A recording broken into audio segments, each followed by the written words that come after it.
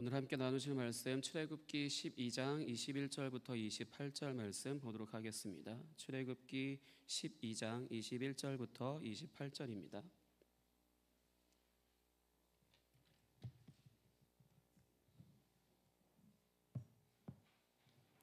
출애굽기 12장 21절부터 28절 말씀 구약성경 99페이지 출애굽기 12장 21절부터 28절 한 절씩 교독하도록 하겠습니다. 제가 먼저 21절 읽도록 하겠습니다. 모세가 이스라엘 모든 장로를 불러서 그들에게 이르되 너희는 나가서 너희의 가족대로 어린 양을 택하여 유월절 양으로 잡고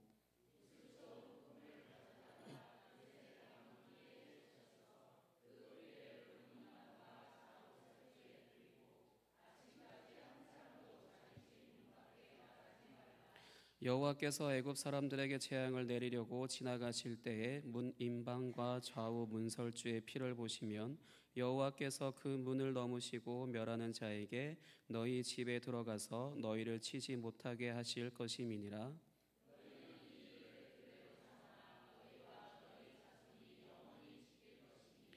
너희는 여호와께서 허락하신 대로 너희에게 주시는 땅에 이를 때에 이 예식을 지킬 것이라.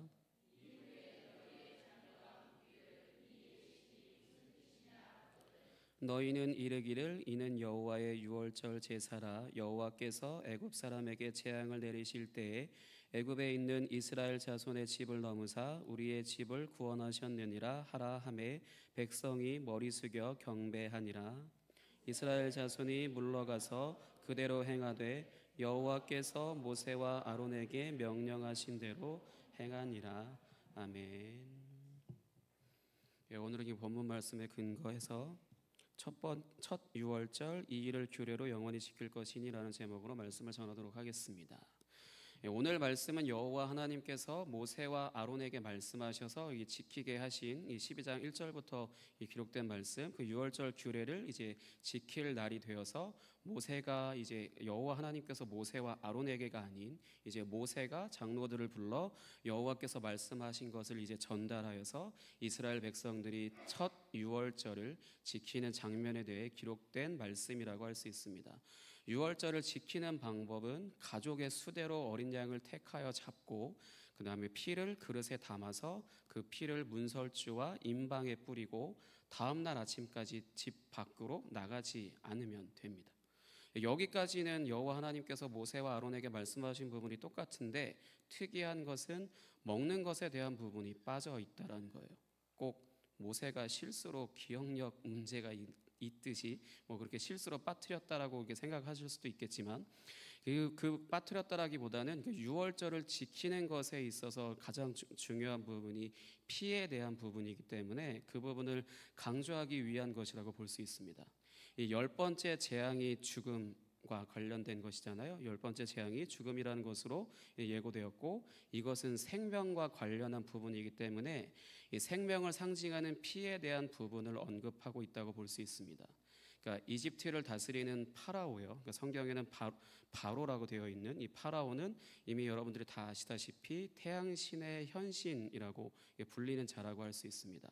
이 파라오는 출애굽기 1장에서 산파들을 시켜서 히브리 여인들이 아들을 낳으면 죽이라라는 명령을 내렸습니다.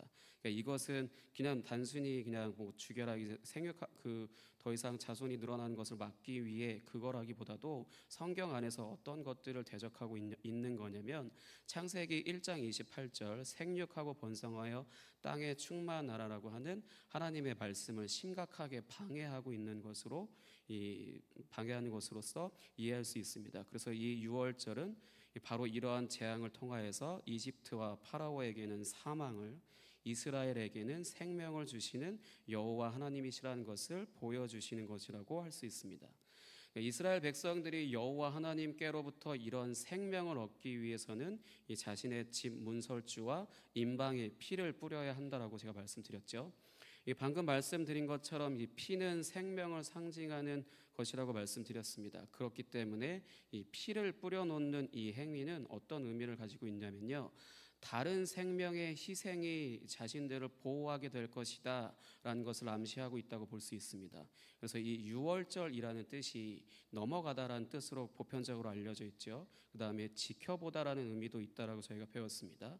또 한 가지는 뭐가 있냐면요, 새가 날개를 드리워서 새끼를 품고 보호한다라는 뜻이 있습니다. 그러니까 즉 유월절이라는 것이 이스라엘 사람들의 집을 이 새가 날개를 펼쳐서 새끼를 보호하듯이 이제 하나님께서 지켜주셔서 이집트 사람들의 집에 죽음이 임할 때 그 죽음이 이스라엘의 집을 넘어간 것을 기념하는 절기라고 이해할 수 있을 것입니다. 이 생명은 또 무엇을 의미하냐면요, 하나님의 임재를 상징하는 것입니다. 그러니까 즉 이스라엘 백성들의 집을 보호하시는 하나님의 임재로 이스라엘 백성들이 재앙을 당하지 않은 것이라고 할 수 있습니다.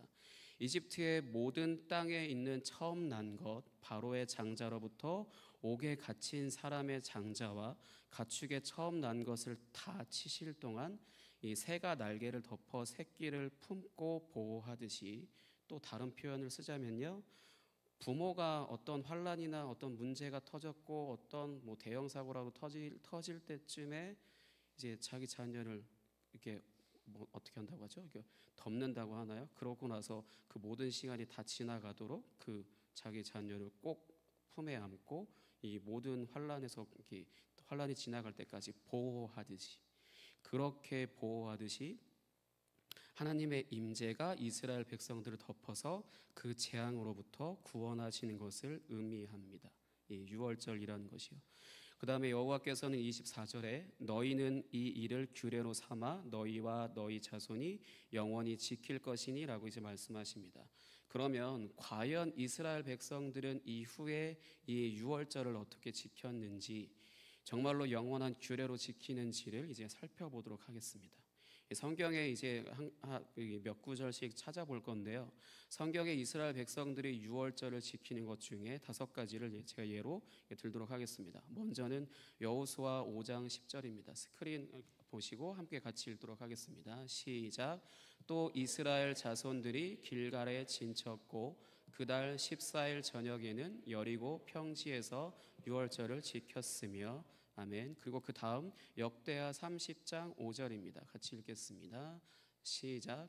드디어 왕이 명령을 내려 부엘세바에서부터 단까지 온 이스라엘에 공포하여 일제히 예루살렘으로 와서 이스라엘 하나님 여호와의 유월절을 지키라 하니 이는 기록한 규례대로 오랫동안 지키지 못하였음이더라. 아멘. 이 말씀은 히스기야 왕 때에 이제 남유다에서 유월절을 지키는 모습이라고 할 수 있습니다. 이 방금 말씀에서도 읽었듯이 이제 여호수아 이후에부터, 그러니까 이때까지 유월절이 제대로 지켜지지 않았던 것으로 확인할 수 있거든요. 그래서 히스기야가 그것을 다시 유월절을 올바르게 지키기 위해 노력은 했지만 이때 레위 사람들이 좀 부족하기도 했었고요. 여러 가지 이유들로 인해서 처음에 하나님께서 유월절을 이렇게 지키라라고 말씀하신 것을 올바르게 다 지키지는 못합니다. 약간 부족하게 지키게 됩니다.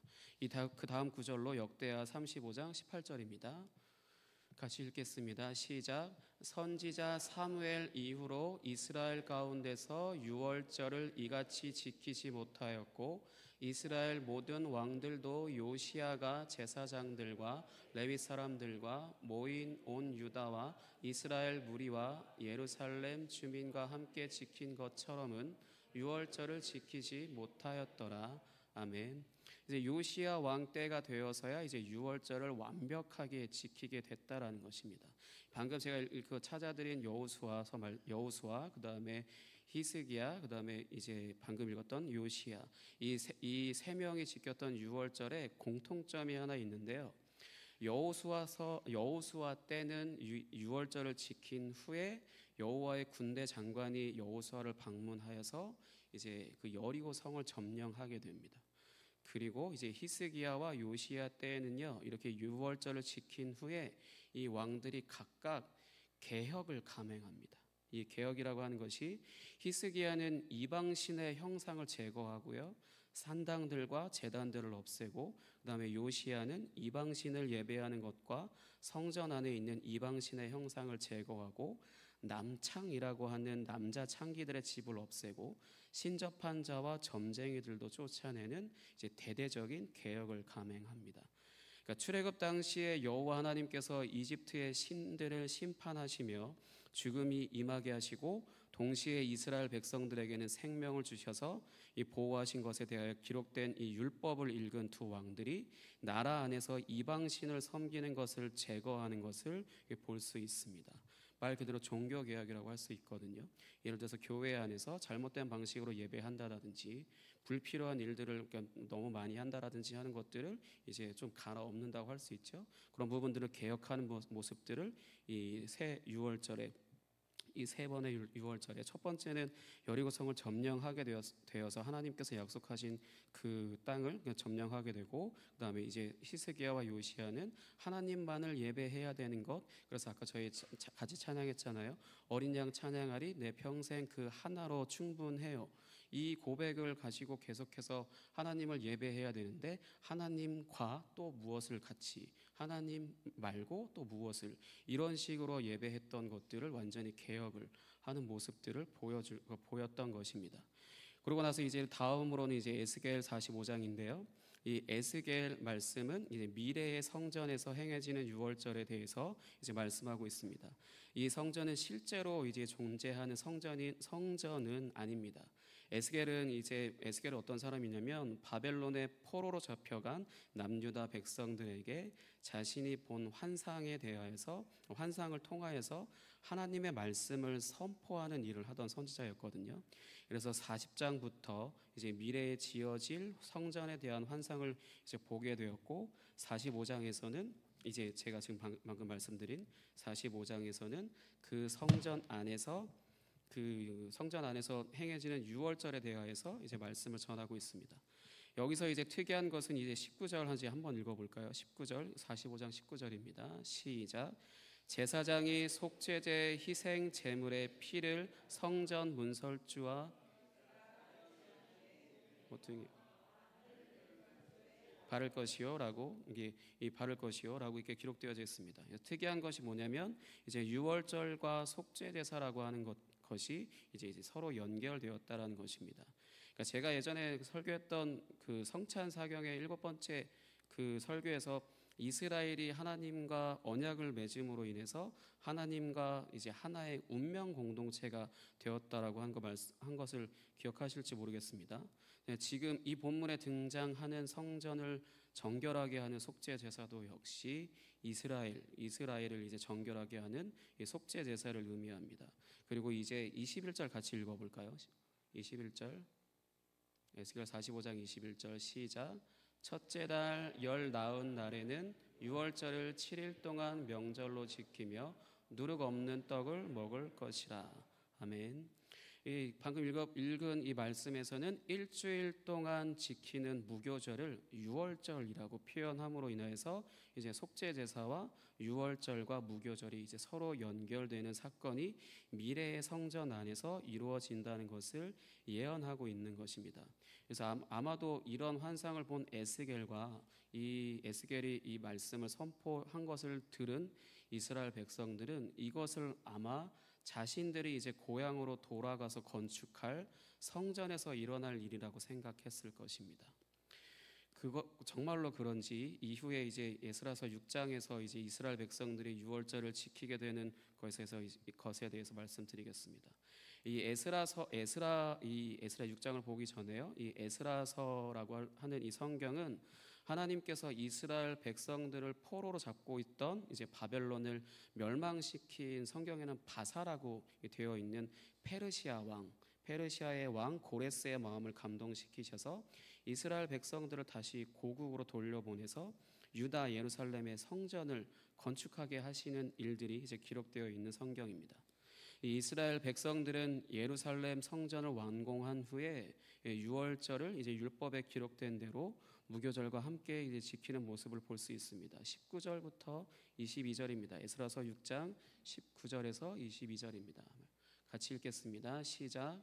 사로잡혔던 자의 자손이 첫째 달 14일에 유월절을 지키되 제사장들과 레위 사람들이 일제히 몸을 정결하게 하여 다 정결함에 자들의 모든 자손과 자기 형제 제사장들과 자기를 위하여 유월절 양을 잡으니 사로잡혔다가 돌아온 이스라엘 자손과 자기 땅에 사는 이방 사람의 더러운 것으로부터 스스로를 구별한 모든 이스라엘 사람들에게 속하여 이스라엘의 하나님 여호와를 찾는 자를 먹고 즐거움으로 이랫동안 무교절을 지켰으니 이는 여호와께서 그들을 즐겁게 하시고 또 아스루 왕의 마음을 그들에게로 돌려 이스라엘의 하나님이신 하나님의 성전 건축하는 손을 힘있게 하도록 하셨음이었더라.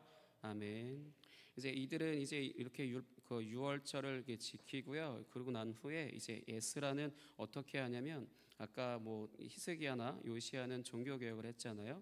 이제 에스라는 무엇을 하냐면 이제 이스라엘 백성들에게 율법을 가르칩니다.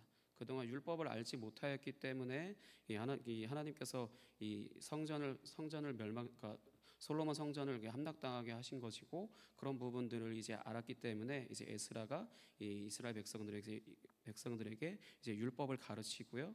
그 다음에 이제 레위 사람들에게 성전을 섬기게 하고 그리고 이제 자기 자신이 이제 금식을 하면서 이제 기도하는데 그러면서 이제 자신들의 죄를 하나 발견하고 회개하게 됩니다. 그 죄는 뭐냐면 다름 아닌 이방 민족의 여자들과 결혼을 한 것이었습니다. 이스라엘 백성들, 이스라엘의 남자들이 유대인 남자들이 이방 사람들과 이방 여인들과 결혼을 해서 이제 가정을 이뤘다라는 거거든요. 이것이 그러니까 율법에서 금하고 있는 것이었어요. 그래서 율법이 금하고 있는 것이었었는데 포로 생활을 하면서 이런 것들이 이제 무너져 있었고 이제 그것을 이제 깨닫고 이제 회개한 것입니다. 에스라가 이렇게 회개했고 그러고 나서 여기까지만 한 게 아니고요. 그 다음에는 여기서 머물지 않고 뭘 더했냐면요. 그 가정을 전부 다 해체시켜 버립니다. 해체시켜 버리고 이제 그 이방 여인들을 그들의 나라로 이제 보내 버립니다. 정말로 거기에서 말씀 에스라서 마지막 부분에 보시면 가정을 이루었고 자녀까지 낳았음에도 불구하고 그 가정을 전부 다 해체시켜 버렸어요. 왜냐? 율법에 어긋나는 행동이기 때문에. 그래서 에스라 입장에서는 하나님께서 진노하실 만한 일들이라고 생각했기 때문에 가정을 이루었다 하더라도 이방 여인과 결혼한 것을 이게 하나님께서 또 가증하게 여기셔서 진노할까 싶어서 회개하고 이 것들을 가정들을 다 해체한 것입니다. 얼핏 율법을 근거로 낸 결정이기 때문에 굉장히 좋은 결정이잖아요. 좋은 결정이지만 한 가지 에스라가 모르는 것이 하나 있었습니다.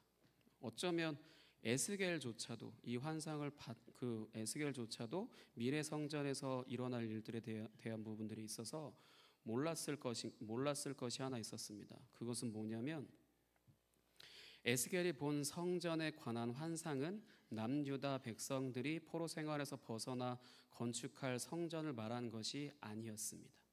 그러니까 에스겔이 본 미래의 성전은 당연히 그때 당시에 에스겔 본인도 그렇고 이스라엘 백성들도 그렇고 그냥 본인들이 지금 포로 생활을 하고 있으니까 이제 고국으로 돌아가게 되면 다시 본인들의 신앙을 지켜야 하기 때문에 성전을 건축할 생각을 했을 거 아니에요.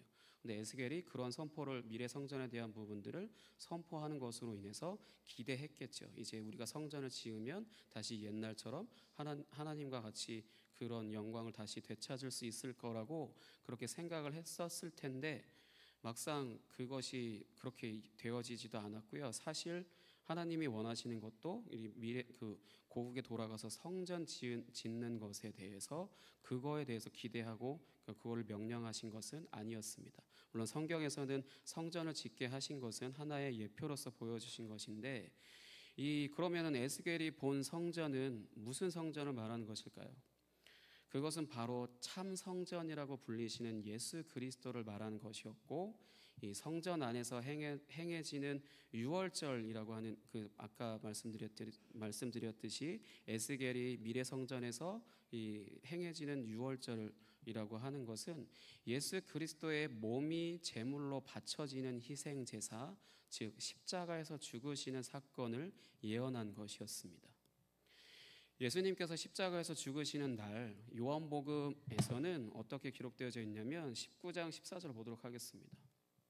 예수님께서 십자가에서 죽으시는 날, 요한복음 19장 14절입니다. 같이 읽겠습니다. 시작.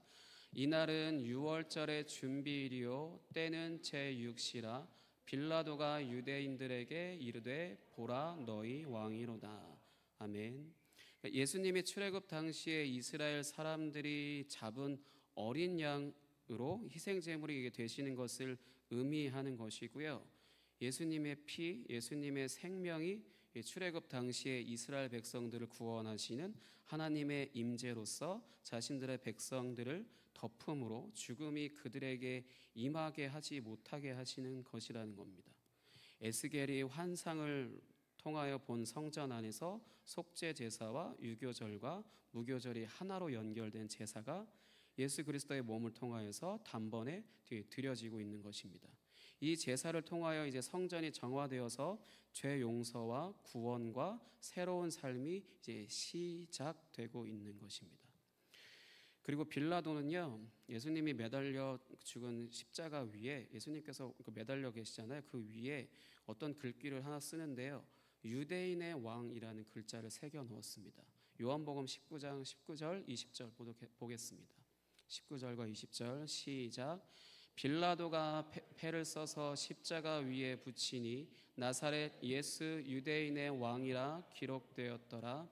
예수께서 못 박히신 곳이 성에서 가까운 고로 많은 유대인이 이 패를 읽는데 히브리와 로마와 헬라 말로 기록되었더라.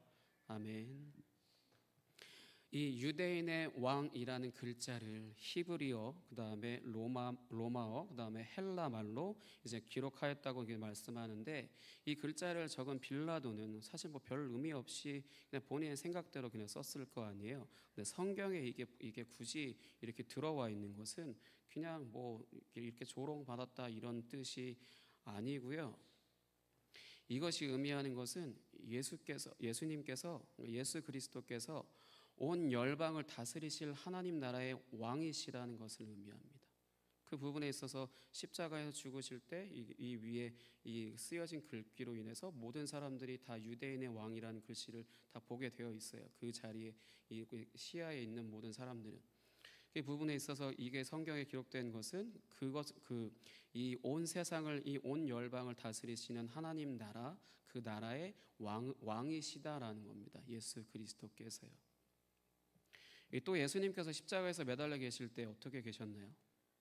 이러고 어떻게 하고 계셨죠? 이렇게 양팔을 벌리고 계셨습니다. 이게 무엇을 의미하냐면 온 열방을 다 품으신다는 거예요. 예수님께서 양팔을 벌려서 온 열방을 다 품으시는 하나님 나라의 진정한 왕이시다라는 거예요.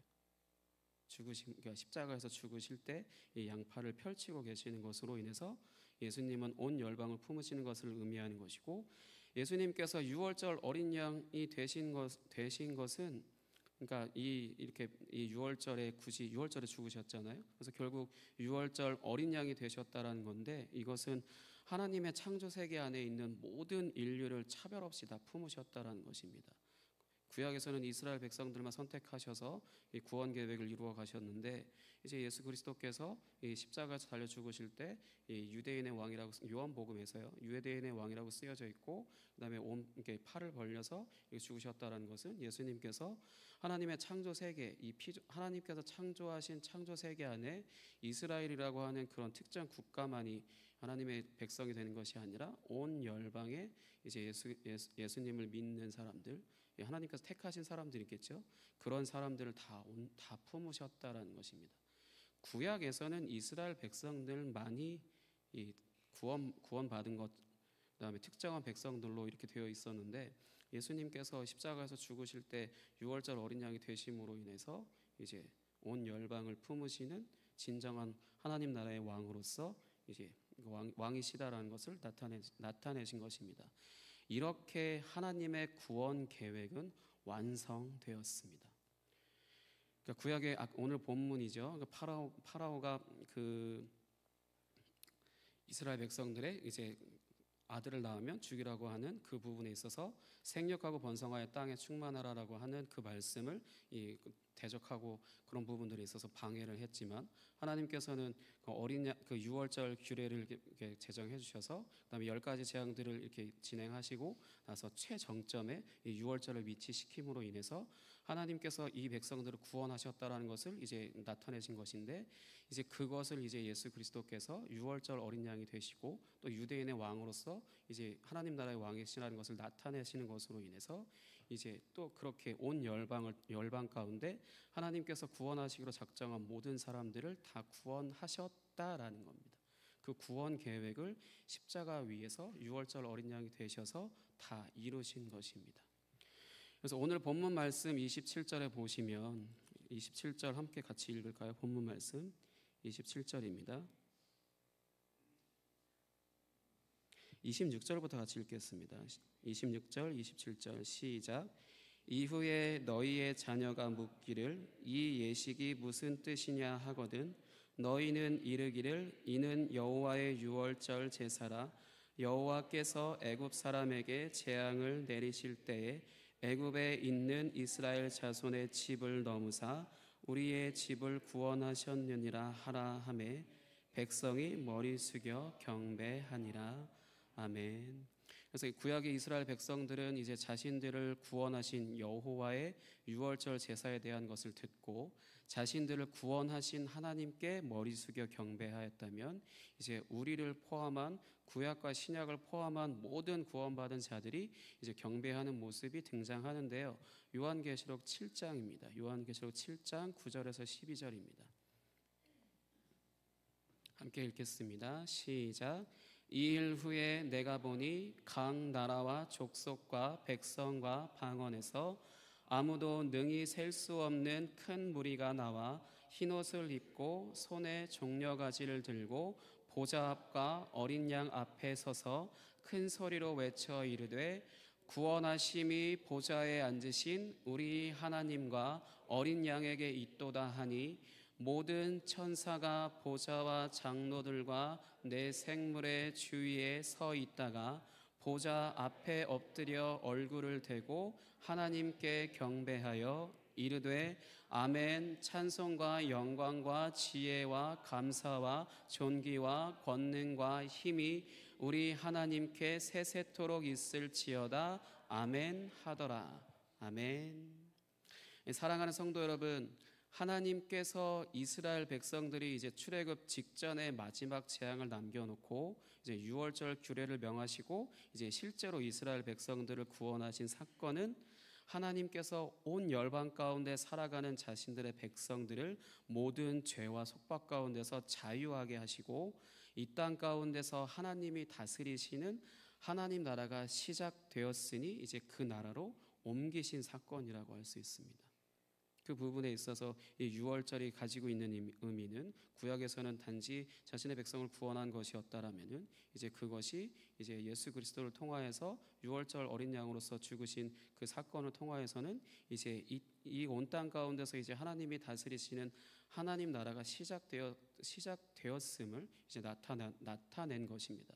그래서 그것을 그 복음을 믿는 자들에게 성령을 선물로 주셔서 이제 그 나라 안으로 이제 들어가서 살게 하신 것이죠. 저희가 천국은 하나님 나라는 가는 곳이라고 계속해서 생각하고 계셨을 텐데요. 가는 곳이 아니라 하나님 나라가 우리에게 오는 것입니다. 저희가 하나님 나라를 찾아서 내 발로 가는 것이 아니에요. 하나님 나라가 우리를 찾아옵니다. 하나님 나라가 우리를 찾아와서 그 하나님 나라가 우리가 하나님께 택함 받은 자들이라면은, 하나님께서 구원하시기로 작정한 사람들이라면은 하나님 나라가 나의 삶에 찾아오는 겁니다. 그래서 그날부터 내가 하나님 나라 안에서, 하나님 나라라고 하는 것은 어떤 특정한 곳을 얘기하는 게 아니라 하나님이 다스리시는 것을 말하는 거거든요. 그 부분에 있어서 내가 하나님의 다스림을 받기 시작했다라는 겁니다.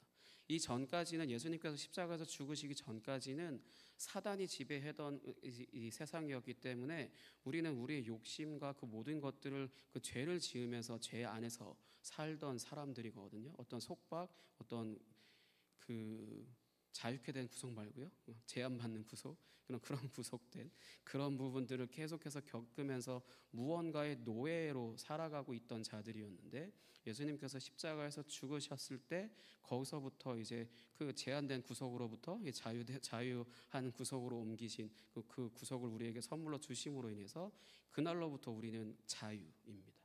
자유한 사람으로서, 하나님의 자녀로서 하나님의 다스림을 받는 그 제한 가운데 사는 것이지, 하나님이 아닌 다른 존재에 대해서 억압받고 구속받고 노예 생활하는 그런 존재가 아니라라는 것입니다.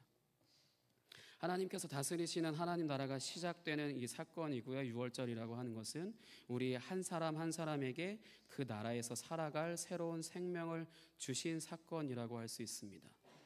우리를 구원하신 하나님 아버지와 어린 양 되신 예수 그리스도께 감사와 영광을 올려드리시기를 예수님의 이름으로 축복합니다. 아멘. 그럼 이제 함께 기도하도록 하겠습니다.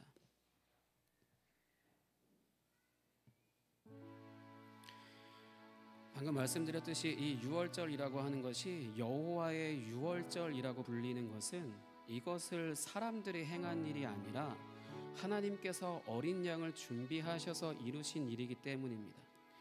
이 시간 함께 하나님, 이 모든 구원 계획 안에 나를 포함시켜 주셔서 감사합니다.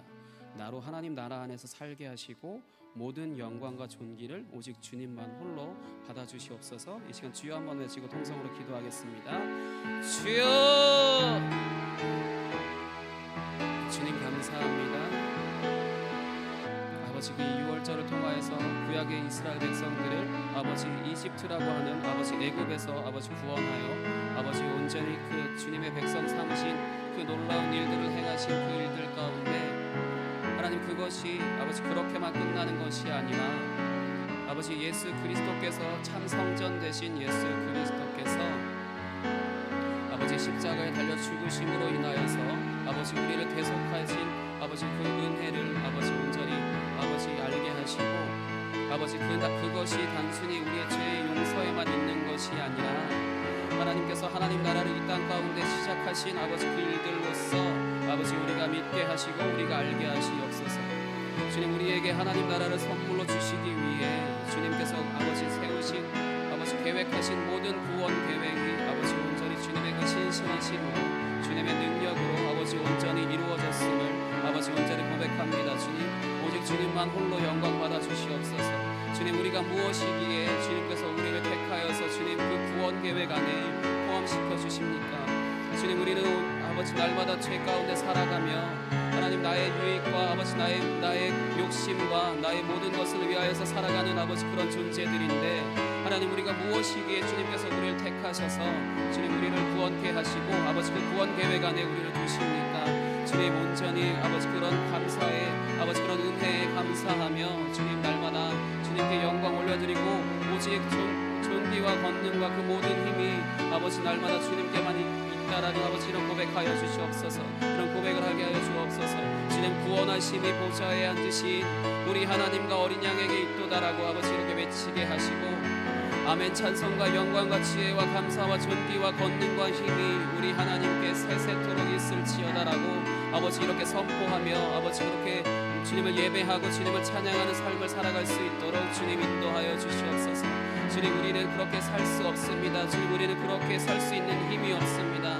주님께서 모든 일들을 예수 그리스도를 통하여서 구원 계획을 이루셨던 것처럼 주님 우리에게 성령을 선물로 주심으로 인해 아버지 그 모든 하나님 나라 안에서 삶을 살게 하시고 주님께서 자유케 하신 아버지 그 나라 안에서 날마다 주님이 주시는 그 은혜와 아버지 그 기쁨과 아버지 그 감사로 날마다 살아갈 수 있도록 주님 인도하여 주시옵소서. 주님이 우리에게 주신 선물이 아버지 우리가 머리로서 다 헤아릴 수 없고 아버지 우리의 생각으로 다 아버지 담을 수 없는 것인 줄 믿습니다. 주님, 그것이 우리를 날마다 지배하게 하셔서 아버지 우리가 죄의 노예 되어지고 아버지 우리가 어떤 속박과 아버지 어떤 구속과 아버지 그런 모든 것들로 인하여서 아버지 신음하지 않게 하시며 날마다 주님의 은혜 안에 주님 날마다 주님을 찬양하며 구원하심이 보좌에 앉으신 하나님과 어린 양께 있도다라고 아버지 날마다 외치며 그렇게 찬양하며 그렇게 나아갈 수 있도록 주님 인도하여 주시옵소서. 주님, 우리가 날마다 주님을 예배하는 데 있어서 이것이 우리가 주님께 드리는 무엇이 되는 것이 아니라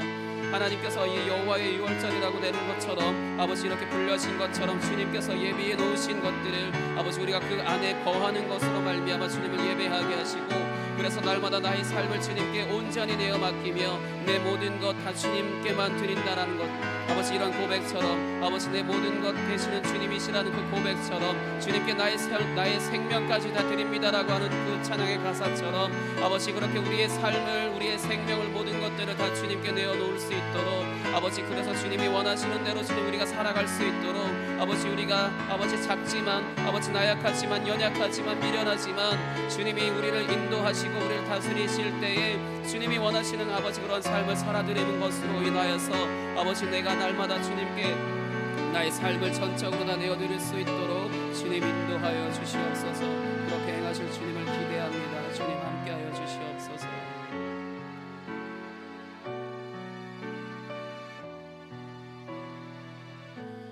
하나님 아버지 감사합니다. 주님께서 그 구원하실 계획들을 하나님 아버지께서 세우셨고 그것을 하나님의 아들이신 예수 그리스도를 통하여서 이루게 하시고, 그 예수 그리스도께서 십자가에서 죽으실 때에 유월절 어린 양이 되셔서 주님께서 하나님 아버지께서 이스라엘 백성들을 구원하실 때 아버지 그렇게 제정하셨던 그 유월절을 주님 예수 그리스도를 통하여서 아버지 이루게 하심으로 인해 우리까지 포함한 온전한 주님의 그 구원 계획을 이루신 것에 대하여 모든 영광과 주님 오직 주님만 홀로 영광 받아 주시옵소서. 우리가 무엇이기에 주님 우리가 그 구원 계획 안에 있습니까? 우리는 날마다 주님 나의 욕심과 나의 어떤 것들을 유익을 위해 나의 성취를 위해 나의 성공을 위하여서 살아가는 것을 아버지 당연스럽게 여기는 우리들이지만 아버지 그럼에도 불구하고 주님이 우리를 날마다 주님께서 우리를 찾아주시고 우리를 다스려 주시는 그 하나님 나라 안에서 우리의 모든 삶을 주님께 다 내어놓고 날마다 주님의 인도하심을 받기를 원하는 아버지 이런 예배를 주님께서 홀로 받아주시옵소서. 그래서 우리로 하여금 주님이 원하시는 그러한 뜻을 이루며 날마다 주님께 영광이 되어지고 주님의 기쁨이 되어지는 아버지 그러한 삶을 살아갈 수 있도록 주님 인도하여 주시옵소서. 우리를 위하여서 치르신 그 피값을 우리는 조금이라도 갚을 수 없습니다. 우리가 온전히 주님께 다 내어 놓았을 때에 주님께서 온전히 그 모든 것 우리의 삶을 통하여서 주님의 뜻을 이루어 가시기를 주님 소망하오니, 그렇게라도 주님께 받은 그 은혜들을 주님께 다시 다 돌려드릴 수 있도록 주님 인도하여 주시옵소서. 그렇게 행하실 주님을 기대합니다. 오직 주님만 홀로 영광 받아 주시옵소서. 감사합니다. 살아계신 예수 그리스도의 이름으로 기도하였습니다. 아멘. 찬송가 265장 함께 찬양하겠습니다.